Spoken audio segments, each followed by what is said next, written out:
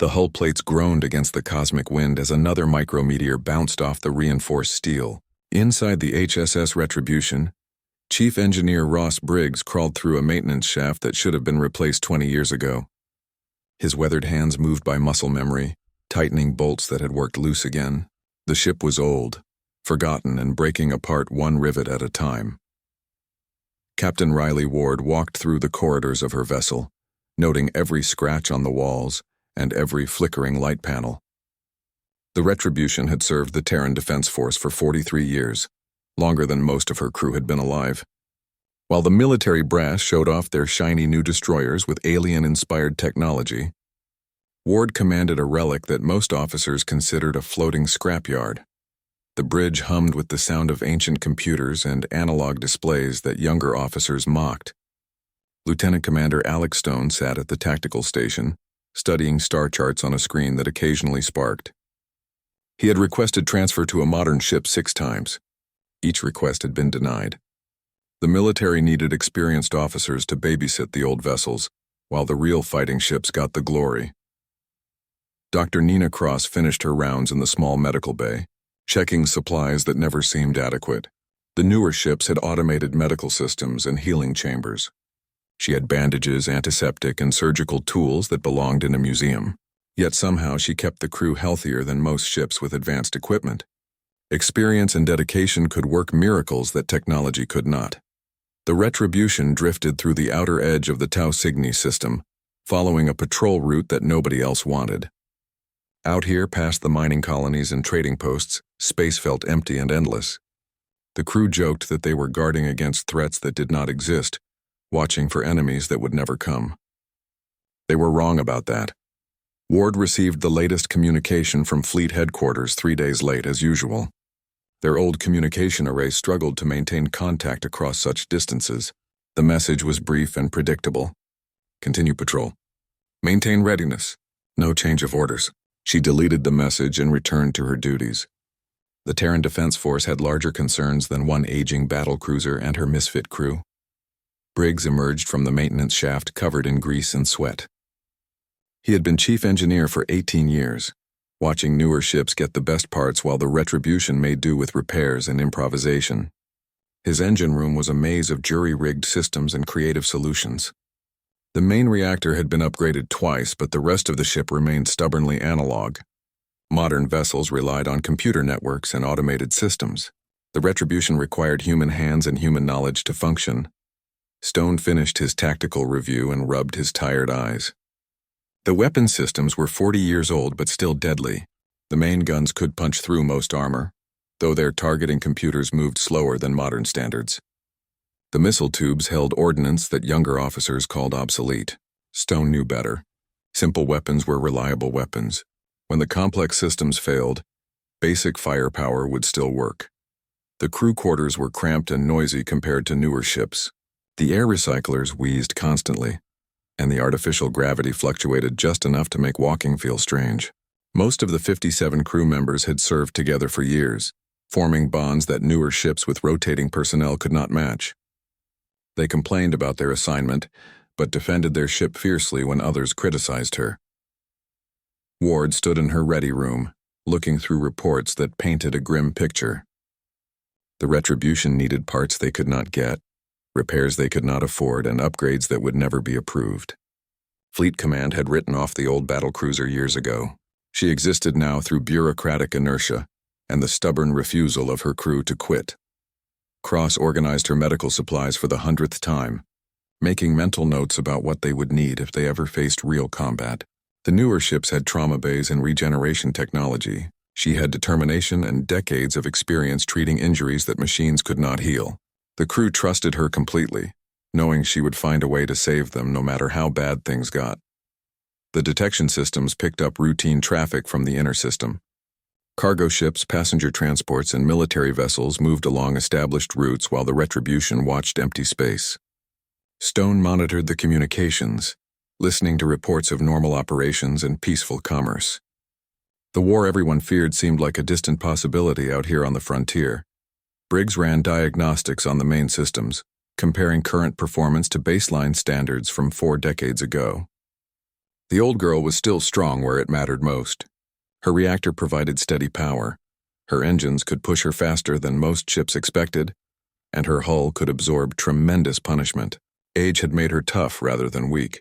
The mess hall served food that nobody would call gourmet, prepared by machines that had been state-of-the-art when Ward was a young officer. The crew gathered for meals not because the food was good, but because they were family. They shared stories, complaints, and dreams, while the ship carried them through the darkness between stars. Ward received another message, this one marked with higher priority. The Grand Dominion Empire had made territorial demands that the Terran Coalition could not accept. Diplomatic relations were failing rapidly. War seemed inevitable, though the message contained no specific orders for the retribution. Fleet Command apparently had more pressing concerns than updating the patrol schedules of forgotten ships. Stone studied intelligence reports about the Empire's military capabilities. Their technology was advanced, their numbers overwhelming, and their intentions clearly hostile. If war came, the Empire would likely strike at core worlds first. The outer systems would be forgotten, just like the ships assigned to guard them. Cross-checked the emergency medical protocols, hoping she would never need them. Combat medicine was different from routine healthcare. In battle, she would need to keep wounded crew members fighting rather than comfortable. The thought troubled her, but she prepared anyway. Her duty was to the ship and the people who depended on her skill. The Retribution continued her patrol, unaware that history was about to change. In the vast emptiness of space, one old ship and her devoted crew were about to face a challenge that would test everything they had learned about survival, loyalty, and the human spirit. The Empire was coming, and the forgotten warship would soon become humanity's last hope. Briggs finished his repairs and returned to the engine room, satisfied that his machines would hold together for another day. The Retribution was old, but she was ready for whatever came next. Supreme Admiral Corvin Thrix watched the holographic display show the positions of his 1,000 warships. The Grand Armada stretched across space like a deadly constellation, each vessel representing the technological might of the Dominion Empire. From his command throne aboard the massive dreadnought Supremacy, he could see the future of galactic conquest unfolding exactly as planned. The Empire had spent centuries perfecting their military machine. Every ship in the Armada carried energy shields that could deflect most weapons, quantum cannons that could vaporize enemy vessels, and automated systems that responded faster than biological reflexes. The fleet moved with precision that only computer coordination could achieve, maintaining perfect formations across millions of cubic kilometers of space. Admiral Thrix reviewed the intelligence reports about human military capabilities with growing contempt. The Terran Defense Force operated fewer than 200 major warships, most of them outdated designs that relied on primitive kinetic weapons and chemical propulsion. Human technology lagged behind the Empire by at least 50 years. Their ships were slow, their weapons were crude, and their tactics were predictable. The War Council had debated strategy for mere hours before reaching an obvious conclusion. The Empire would demonstrate their overwhelming superiority by crushing the human homeworld in a single decisive assault. Fear would spread throughout the galaxy, and other species would surrender rather than face the same fate. One battle would end the war and expand the Empire's territory by dozens of star systems. Fleet Admiral Voss, commander of the 2nd Battle Group, studied tactical projections on his personal display. Human ships favored close-range combat, using their inferior weapons to maximum advantage. The Empire's strategy would prevent such encounters entirely. Long-range bombardment would destroy human vessels before they could respond effectively. The battle would be a massacre, not a fight. The Empire's military doctrine had evolved through conquest of 17 different species. Each victory had validated their approach and refined their methods. Superior technology combined with overwhelming numbers had never failed to achieve complete victory. The humans would be the 18th species to learn the futility of resisting Imperial expansion. Captain Nexor commanded the assault carrier Divine Wrath, one of 47 identical vessels in the Armada. His ship carried 300 fighter craft and bomber squadrons equipped with the latest Imperial technology. Human defensive systems could not possibly track and engage so many small, fast-moving targets. The fighter wings would sweep aside human resistance, while the capital ships advanced to bombardment range. The Empire's intelligence network had mapped every major human military installation, and identified all significant fleet concentrations. Most Terran warships were stationed near Earth and the core colonies, leaving the outer systems virtually undefended. The Armada's route would take them through empty space, avoiding human patrols until they reached striking distance of their primary target. Admiral Thrix accessed the tactical database containing detailed analysis of human ship designs. Terran vessels were built for durability rather than performance, using thick armor plating and redundant systems that added mass without improving combat effectiveness. Human engineering favored brute force solutions over elegant efficiency. Their ships were crude tools wielded by an inferior species. The quantum communication network allowed instant coordination between all Imperial vessels regardless of distance. Orders from the flagship reached every ship simultaneously, enabling complex maneuvers that would be impossible with slower communication systems. Human ships still relied on electromagnetic transmissions that could be intercepted, jammed, or delayed. Their primitive technology made them vulnerable to electronic warfare. Fleet Admiral Voss received confirmation that all ships had completed their final preparations. Weapon systems showed full readiness. Shield generators operated at optimal efficiency, and automated targeting computers had locked onto predetermined coordinates. The Armada was a perfect killing machine poised to demonstrate Imperial superiority to the entire galaxy. The Empire's military academies taught that victory belonged to the side with better technology and superior numbers. Human history contained examples of smaller forces defeating larger ones, but such outcomes required technological parity or tactical advantages that did not exist in this conflict. The laws of warfare were mathematical equations, and mathematics favored the Empire overwhelmingly. Captain Nexor reviewed fighter deployment schedules, coordinating with 46 other carrier commanders through the quantum network. Their combined air wings would darken space around human defensive positions, delivering precision strikes against specific targets while the main fleet advanced. Human point defense systems would be overwhelmed within minutes of engagement. The Empire's shipbuilding capacity exceeded human production by a factor of 10. Even if the initial assault failed to achieve complete victory, Imperial shipyards could replace losses faster than humans could inflict them. The war's outcome was predetermined by industrial mathematics that no amount of human courage could overcome. Admiral Thrix dismissed his subordinates and contemplated the glory that awaited him. History would remember this campaign as the moment when Imperial dominance became absolute. Future generations would study his tactics and marvel at the efficiency with which he had eliminated human resistance. The Empire's expansion would accelerate, bringing civilization to primitive worlds throughout the galaxy. The navigation computers plotted a course through the Helios Nebula, where ionized gases would conceal the Armada's approach until the final assault began. Human sensors could not penetrate the nebula's interference, giving the Empire perfect tactical surprise. By the time human forces detected the threat, bombardment would already have begun. The logistics network had prepared supply lines to sustain the Armada throughout the campaign. Food synthesis plants, ammunition factories, and repair facilities traveled with the fleet, enabling extended operations far from Imperial territory. Human forces lacked such capabilities, limiting their operational range and strategic flexibility. Admiral Thrix ordered the advance to begin, watching as 1,000 warships moved toward their destiny. The Grand Armada represented the pinnacle of Imperial achievement, a force so powerful that victory was inevitable.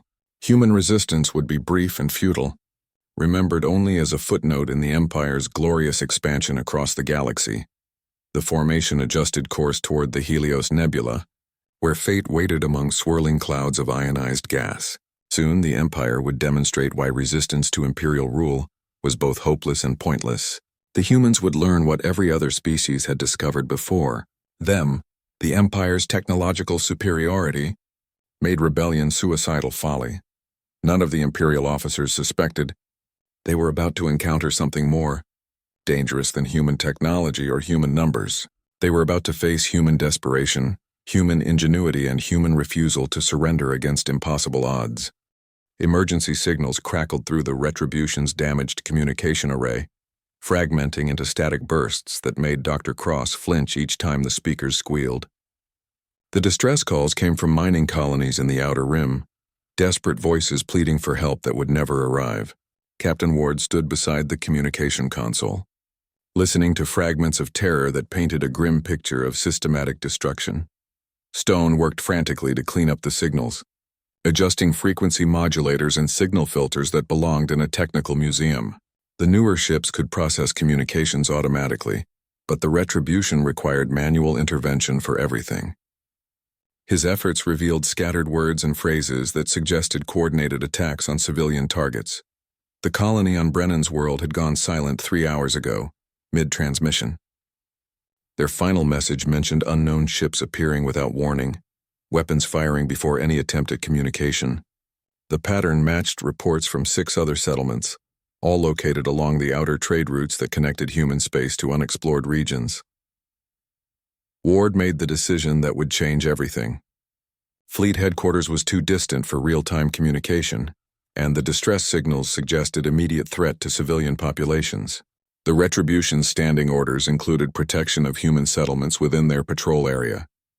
She would investigate the attacks, gather intelligence, and report back when communications permitted. Briggs pushed the aging engines harder than he had in years, coaxing extra speed from reactors that groaned under the increased load. The ship's maximum velocity was half that of modern vessels, but steady acceleration would get them to the Helios Nebula in 18 hours.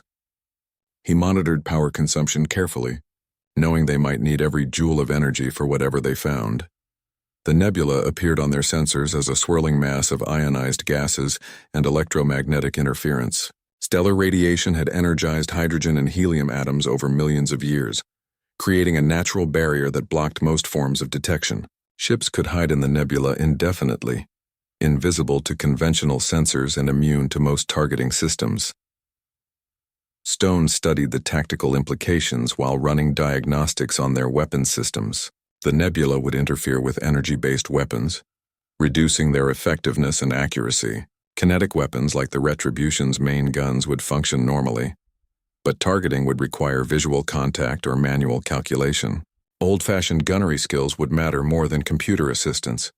Ward ordered the ship to minimal emissions as they approached the nebula's outer edge. Heat signatures, electromagnetic radiation, and engine exhaust would be masked by the natural interference, but only if they kept their profile low. The Retribution had advantages in stealth operations because her systems generated less detectable energy than modern vessels. Cross prepared the medical bay for potential casualties, knowing that combat in the nebula would be chaotic and unpredictable. Her surgical equipment was mechanical rather than electronic, immune to the electromagnetic pulses that would disable more sophisticated medical systems. Sometimes, older technology was more reliable when conditions became extreme. The ship slipped into the nebula's outer layers, immediately losing contact with the outside universe. Communications became impossible. Sensors showed only swirling gas clouds, and navigation required dead reckoning based on stellar positions glimpsed through gaps in the ionization. They were alone in a universe of glowing mist and electrical storms. Stone detected massive energy signatures deep within the nebula, far too large to be civilian vessels or mining equipment. The readings suggested hundreds of ships maintaining formation, while hidden from outside detection. His blood ran cold as he realized the implications. This was not a raiding party attacking isolated colonies. This was an invasion fleet preparing for major assault. Ward gathered her senior officers in the tiny conference room adjacent to the bridge. The evidence pointed to an organized military operation using the nebula as a staging area. The enemy had achieved complete tactical surprise, positioning themselves to strike at human targets while remaining invisible to defensive forces. Briggs examined power distribution charts, calculating how long their systems could function in the nebula's hostile environment. The ionized gases would gradually degrade their hull plating and electronics, but they could operate safely for several days. The enemy fleet seemed to be preparing for extended operations, suggesting a major campaign rather than hit-and-run attacks. Stone ran tactical simulations on his personal tablet, comparing the Retribution's capabilities against what they had observed. One aging battlecruiser against hundreds of enemy vessels was hopeless odds by any calculation. They could not win a direct engagement, but they might be able to gather critical intelligence or disrupt enemy preparations. The ship moved deeper into the nebula, following energy trails and gravitational disturbances that marked the passage of large vessels. Ward kept the crew at battle stations while maintaining communication silence. Discovery would mean certain death, but retreat would condemn human colonies to destruction without warning. Cross-checked their emergency supplies and evacuation procedures, though she knew escape pods would be useless in the nebula's electromagnetic chaos. If the retribution was detected and destroyed, her crew would die with their ship. The knowledge sobered everyone, but nobody suggested abandoning their mission. The enemy fleet gradually became visible through the swirling gases, a sight that made even veteran crew members gasp in shock. Hundreds of warships floated in perfect formation, their energy shields glowing like evil stars in the nebula's dim light. The vessels were massive, sleek, and obviously designed for maximum destruction. Stone identified ship types and weapon systems, recording everything for later transmission to fleet headquarters. The enemy fleet included battleships larger than anything in human service, carriers that could deploy thousands of fighters, and support vessels equipped with technology beyond human understanding. This was the largest military force ever assembled in known space. Ward realized they had stumbled onto the Empire's grand strategy. The nebula provided perfect concealment for a surprise attack on Earth itself. Human defensive forces were positioned to guard against conventional approaches, not assault from this direction. The enemy had achieved complete strategic surprise. The Retribution continued its reconnaissance, documenting enemy capabilities while avoiding detection. The crew worked in whispers, knowing their ship was outnumbered by more than 1,000 to 1. Death surrounded them in the nebula's glowing depths, but they continued their mission because failure meant the destruction of everything they had sworn to protect.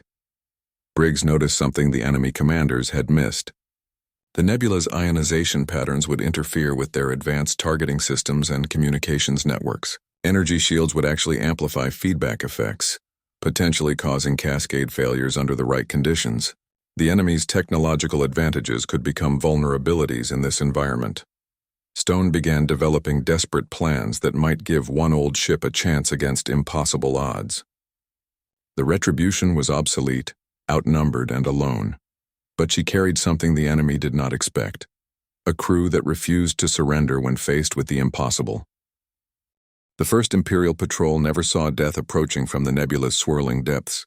3 sleek destroyers moved in perfect formation, their energy shields gleaming like blue fire against the ionized gases. Their sensors showed empty space ahead, unaware that an ancient human warship was closing to knife-fighting range using manual navigation and pure determination. Stone waited until the enemy ships were less than 2 kilometers away before giving the firing command. The Retribution's main gun spoke with thunder that echoed through the nebula, sending solid projectiles into Imperial hulls at tremendous velocity. Energy shields designed to deflect beam. Weapons offered no protection against physical impacts traveling at near light speed. The lead destroyer exploded in a brilliant flash that temporarily blinded sensors throughout the local area. The second ship managed to activate its weapons before massive shells tore through its engine compartment, sending the vessel tumbling into the nebula's ionized depths. The third destroyer transmitted a frantic distress call before kinetic rounds shattered its command section. Ward ordered immediate course change, using the explosions to mask their escape into deeper areas of the nebula. The ancient engines responded sluggishly, but Briggs had coaxed extra power from systems that were never designed for combat maneuvering. The Retribution vanished into the glowing mist like a ghost ship, leaving only debris to mark her presence. Admiral Thrix received the distress transmission with growing irritation. 3 destroyers destroyed by an unknown attacker meant either equipment malfunction or enemy action. His tactical staff suggested system failures caused by the nebula's electromagnetic interference, but the Admiral demanded immediate investigation by a full battle group. Captain Nexor led 12 ships toward the last known position of the destroyed patrol. Their formation adapted for the nebula's limited visibility. The Divine Wrath and her escorts moved cautiously through the ionized gases, sensors straining to penetrate interference that seemed to mock their sophisticated technology. The Retribution struck again 2 hours later, materializing from a gas cloud like an ancient sea monster rising from oceanic depths. Stone had identified the enemy formation's weak point, where electronic countermeasures created a blind spot in their defensive coverage. The aging battlecruiser's guns fired point-blank into an Imperial cruiser's unprotected flank. The enemy vessel's armor plating, designed to resist energy weapons, crumpled under the impact of solid projectiles traveling faster than sound. Internal explosions tore the ship apart from within as kinetic rounds triggered secondary detonations throughout the vessel. Debris scattered in all directions, adding to the nebula's natural concealment. Briggs monitored power consumption while performing miracles to keep their systems operational. The nebula's ionization was slowly degrading their electronics, but analog backups continued functioning where digital systems failed. The enemy relied heavily on computer networks that were vulnerable to electromagnetic interference. Human engineering favored mechanical redundancy over electronic sophistication. Cross-treated wounded crew members while the ship maneuvered through increasingly dangerous territory. The medical bay's simple equipment worked reliably despite the nebula's hostile environment.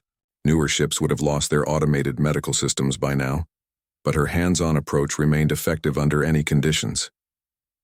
The Imperial response was swift and predictable. Admiral Thrix dispatched 50 ships to hunt down the mysterious attacker. Determined to eliminate the threat before beginning his assault on Earth, the massive formation spread through the nebula in a search pattern that would have been effective against conventional enemies. Stone exploited the enemy's tactical doctrine against them. Imperial ships maintained tight formations that maximized their firepower, but limited their flexibility. In the nebula's confused environment, their coordination became a liability as they struggled to distinguish friend from foe among the swirling gases.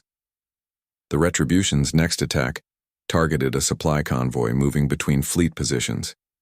The cargo vessels were lightly armed and poorly protected, carrying ammunition and spare parts essential for extended operations. Their destruction would force the enemy to choose between continuing the mission with depleted supplies or returning to Imperial space for resupply. Ward personally directed the assault, using her decades of experience to anticipate enemy reactions. The convoy's escorts responded exactly as expected, closing formation to protect their charges while calling for reinforcements. Their predictable behavior made them easy targets for carefully planned attacks. The ancient warship emerged from electromagnetic shadow zones with surgical precision, striking vital targets before disappearing again into the nebula's protective embrace. Each attack was brief, violent, and devastating. The enemy's superior numbers meant nothing when they could not locate their tormentor. Briggs pushed the engines beyond design limits, knowing that mechanical failure would mean certain death in hostile territory. The old reactors groaned under increased load, but they continued providing power with the reliability that had made them legendary. Newer ships would have suffered cascade failures hours ago. Admiral Thrix grew increasingly frustrated as more ships fell victim to the ghost attacker. His tactical staff proposed various theories, but none explained how a single enemy vessel could outmaneuver and destroy Imperial forces with such apparent ease. The nebula's interference prevented detailed damage assessment of destroyed ships. The Retribution's ammunition supplies were running dangerously low after hours of hit-and-run attacks. Stone calculated they had enough shells for perhaps 2 more engagements before being reduced to close-range fighting with energy weapons that barely functioned in the nebula's hostile environment. Cross worked frantically to treat casualties as the ship's medical facilities were overwhelmed by combat injuries. Her surgical skills were tested to the limit, but she refused to lose anyone who could still be saved. The crew's determination to continue fighting despite their losses impressed even hardened veterans. The enemy began changing tactics, spreading their formations, and using more sophisticated search patterns. Admiral Thrix realized he was facing an opponent who understood Imperial doctrine better than his own officers did. The mysterious attacker was exploiting weaknesses that should have been impossible to discover. Ward knew their luck could not continue indefinitely. The Retribution was taking cumulative damage that would eventually overwhelm their repair capabilities. More importantly, their mission had evolved from reconnaissance to active combat that was delaying but not preventing the Empire's assault on human space. Stone proposed a desperate final gambit that would either destroy the enemy fleet or ensure their own death in the attempt. The nebula's electromagnetic properties could be weaponized under specific conditions, creating a cascade reaction that would spread through any ships using energy shields for protection. The plan required precise positioning and perfect timing, with no margin for error. If they succeeded, the Empire's Grand Armada would be crippled. If they failed, the Retribution and her crew would be vaporized instantly. Ward looked at her officers and saw the same determination reflected in every face. Smoke filled the Retribution's corridors as damaged systems sparked and failed throughout the ship. The ancient vessel had absorbed punishment that would have destroyed newer designs, but her thick armor plating and redundant systems kept her fighting despite catastrophic damage. Briggs crawled through flooded sections, sealing breaches with his bare hands while emergency lights flickered overhead. Admiral Thrix had finally committed his main battle fleet to hunting down the elusive human ship. 300 Imperial warships moved through the nebula in coordinated sweeps, their energy shields creating a constellation of deadly light among the ionized gases.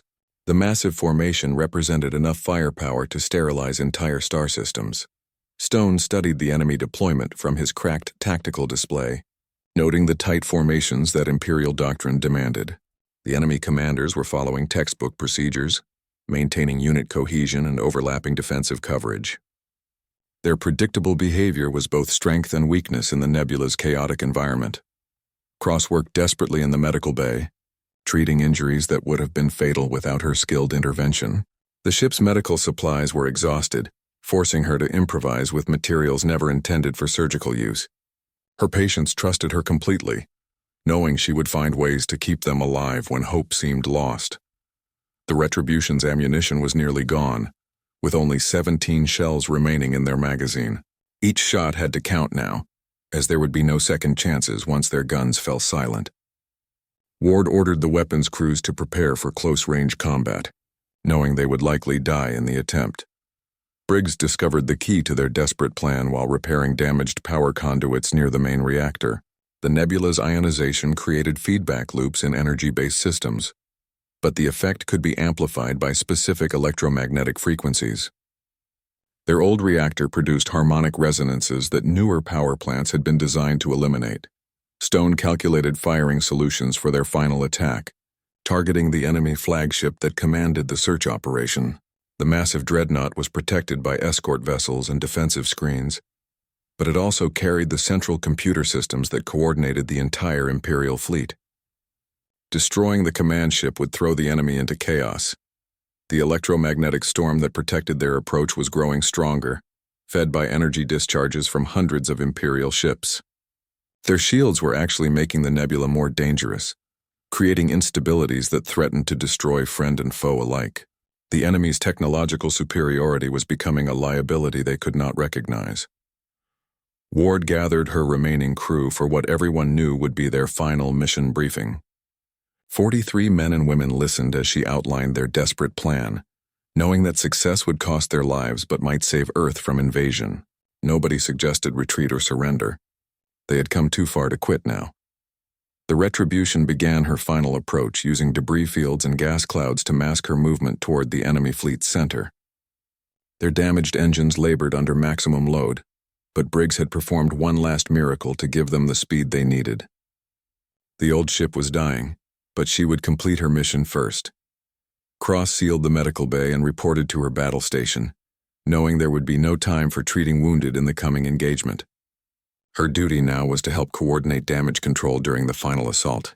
The crew had become her family over the years, and she would die beside them if necessary. The Imperial formation was a masterpiece of military engineering, with overlapping fields of fire and mutual defensive support. Admiral Thrix commanded from the center of the formation, surrounded by his most powerful warships. The arrangement was perfect for conventional warfare, but vulnerable to unconventional attacks. Stone armed their remaining weapons and prepared targeting solutions that relied on visual confirmation, rather than computer assistance. The nebula's interference had destroyed most of their electronic systems, but human eyes and manual calculations would suffice for close-range combat. Sometimes the oldest methods were the most reliable. Briggs initiated the final power sequence that would turn their reactor into a weapon capable of triggering cascade failures throughout the enemy fleet. The process was irreversible and would destroy the Retribution, but the resulting electromagnetic pulse would spread through every ship using energy shields for protection. The ancient warship burst from concealment like an avenging spirit, her guns firing the last of their ammunition into the enemy flagship's command section. Kinetic rounds punched through armor plating that had never been tested against such primitive but effective weapons. Internal explosions began tearing the massive vessel apart. Admiral Thrix died when the first shells struck his command throne, never understanding how an obsolete human ship had penetrated his defenses. The flagship's destruction sent shockwaves through the Imperial fleet as automated systems lost their central coordination. Ships began firing on each other in the confusion. The Retribution rammed through the enemy formation at maximum speed, her dying engines pushing her toward the heart of the Imperial fleet. Energy weapons fired from all directions, but most shots went wide as targeting computers failed in the electromagnetic chaos. The old ship absorbed incredible punishment while delivering her final blow. Briggs watched his reactor readings climb toward critical levels, knowing he had perhaps minutes before the cascade began. He thought about his wife back on Earth, the grandchildren he would never see grow up, and the ship that had been his life for nearly 2 decades. The Retribution had been good to him, and he would be faithful to her until the end. The electromagnetic pulse began as a ripple in space-time, spreading outward from the dying reactor at light speed. Imperial ships caught in the expanding wave suffered immediate shield failures as feedback loops overwhelmed their defensive systems. Secondary explosions followed as overloaded power grids triggered throughout the fleet. Stone watched the tactical display fail as the pulse reached their position, but he had seen enough to know their desperate gambit was working. The enemy fleet was tearing itself apart as ships collided or fired blindly into the electromagnetic chaos. Victory would cost them everything, but they had succeeded. Ward felt the Retribution shudder as her final systems failed, but she remained at her post until the bridge collapsed around her. The old ship had given everything she had, carrying her crew into legend with one last act of defiance. They had saved Earth and proven that human courage could overcome any odds. The cascade effect spread through the Imperial fleet like wildfire, destroying vessels whose technology had made them vulnerable to their own success. In less than an hour, the Grand Armada was reduced to scattered debris and dying ships. One ancient human warship had accomplished what an entire fleet could not. Rescue ships from the Terran Defense Force found the wreckage 3 days later, guided by automated distress beacons that had somehow survived the electromagnetic holocaust. The Helios Nebula glowed with the debris of 1,000 Imperial warships, their advanced technology reduced to scattered metal and fading energy signatures. Among the devastation, one battered human vessel drifted with her surviving crew barely alive. Lieutenant Harris commanded the rescue cruiser Meridian, his young face showing shock at the destruction spread across millions of cubic kilometers.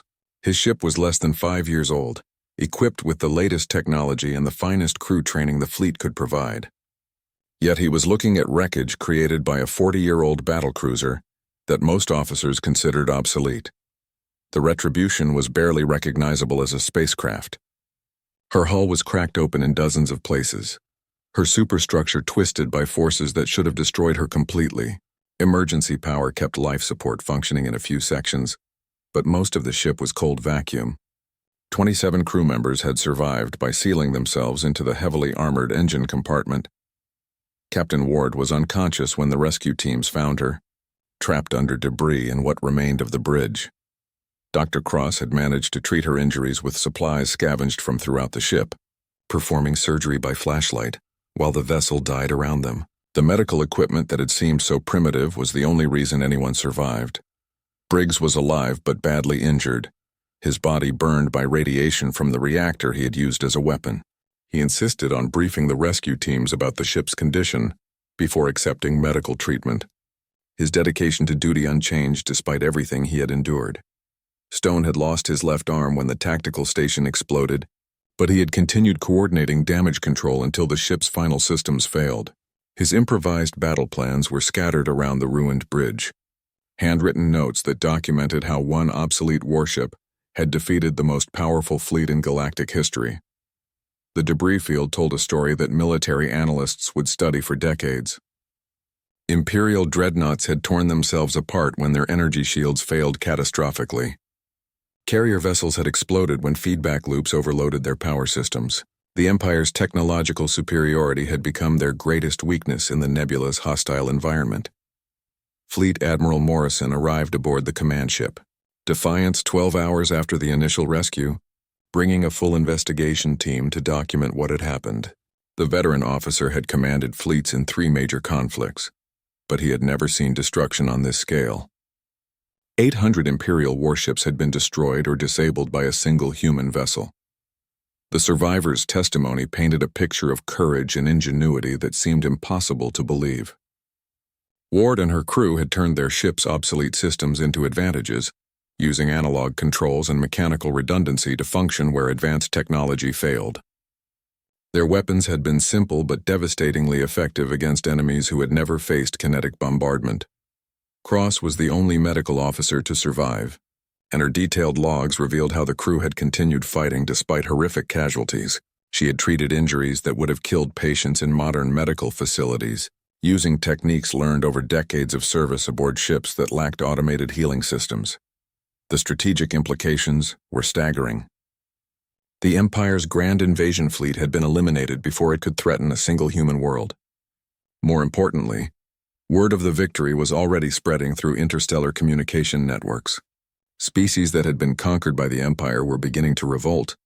Inspired by proof that Imperial forces could be defeated, Admiral Morrison interviewed the survivors personally, recording their accounts for historical archives. Each crew member had a story of impossible heroism, of ordinary people who had refused to surrender when faced with certain death. Their testimony would inspire generations of naval officers and remind them that technology was no substitute for human courage. The wreckage analysis revealed the full scope of the Retribution's final battle. Computer reconstruction showed how the ancient warship had maneuvered through the enemy fleet, striking vital targets while avoiding massive return fire. Her crew had fought with precision and determination that made experienced officers shake their heads in amazement. Briggs's engineering logs documented the technical innovations that had made victory possible. His modifications to the reactor had created the electromagnetic cascade that destroyed the Imperial fleet, but the knowledge had cost him everything. He would never see another engine room, but his sacrifice had saved humanity from conquest. The Empire's response to their defeat was swift and brutal. Supreme Command ordered the execution of surviving fleet officers and initiated purges throughout their military hierarchy. The loss of the Grand Armada had shattered their reputation for invincibility, and rebellions were erupting across their territory. Stone's tactical analysis became required reading at naval academies throughout human space. His use of environmental factors and enemy predictability had overcome impossible odds through pure strategic thinking. Young officers studied his methods, learning how creativity could triumph over superior firepower. The Terran Defense Force faced a choice about how to honor the Retribution and her crew. The ship was too damaged for restoration, but her sacrifice demanded permanent recognition. Fleet Command decided to preserve her remains as a memorial, a reminder that victory belonged to those who refused to accept defeat.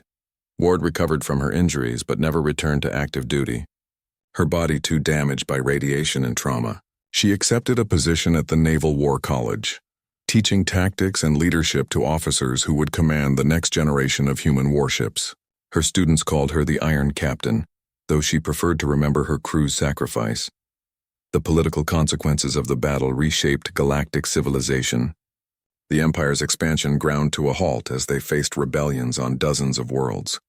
Human diplomatic influence expanded rapidly as other species sought alliance with the people who had defeated the galaxy's greatest military.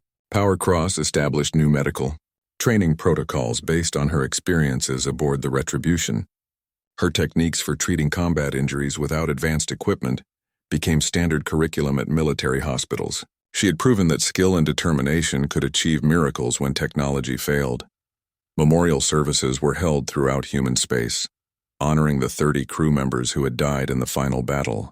Their names were carved into monuments on every human world, ensuring that future generations would remember their sacrifice. The Retribution had become legend, but her crew had become immortal. The surviving crew members were offered any assignment they desired, but most chose to serve together aboard the new battlecruiser Retribution 2. The ship incorporated lessons learned from the original vessel, combining advanced technology with the reliability that had made her predecessor famous. 1 year after the battle, the Helios Nebula had become a pilgrimage site for naval officers from across human space. The wreckage of the original Retribution floated in a place of honor, surrounded by memorials to her crew and the victory they had achieved against impossible odds. The Empire never recovered from their defeat in the nebula. Their military doctrine was reformed completely, abandoning the technological arrogance that had made them vulnerable to unconventional attacks. The Grand Armada was never rebuilt, and Imperial expansion ended forever. Humanity had learned that their greatest weapon was not technology or numbers, but the refusal to surrender when faced with impossible odds. The spirit of the retribution lived on in every human ship, every crew that served the cause of freedom against tyranny.